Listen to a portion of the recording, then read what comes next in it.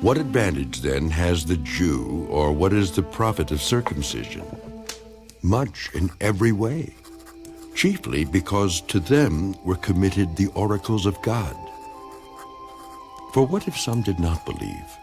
Will their unbelief make the faithfulness of God without effect? Certainly not. Indeed, let God be true, but every man a liar. As it is written, that you may be justified in your words and may overcome when you are judged. But if our unrighteousness demonstrates the righteousness of God, what shall we say? Is God unjust who inflicts wrath? I speak as a man. Certainly not.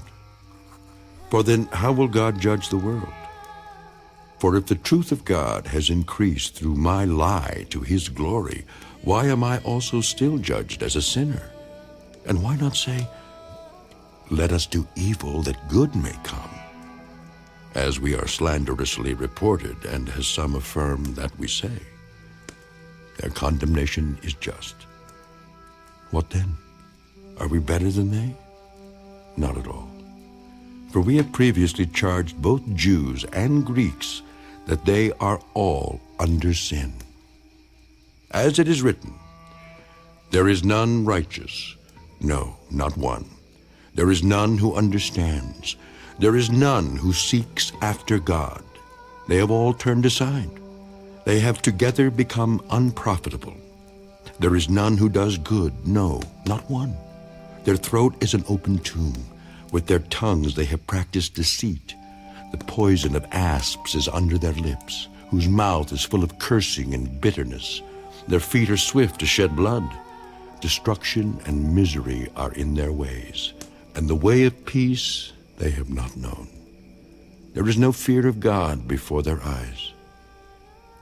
Now we know that whatever the law says, it says to those who are under the law, that every mouth may be stopped, and all the world may become guilty before God.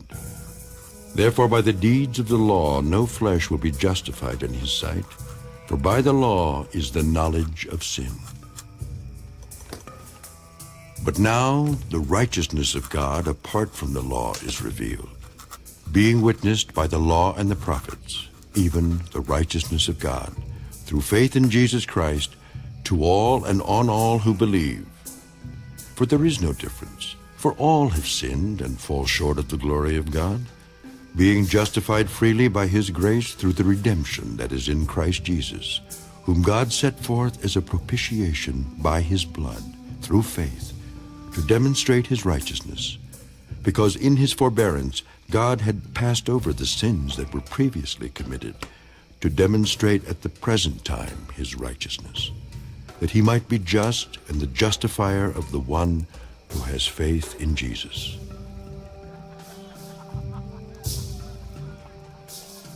Where is boasting then? It is excluded. By what law?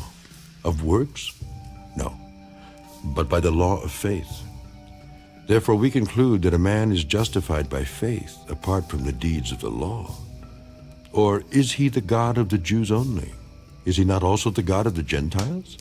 Yes, of the Gentiles also, since there is one God who will justify the circumcised by faith and the uncircumcised through faith. Do we then make void the law through faith? Certainly not. On the contrary, we establish the law.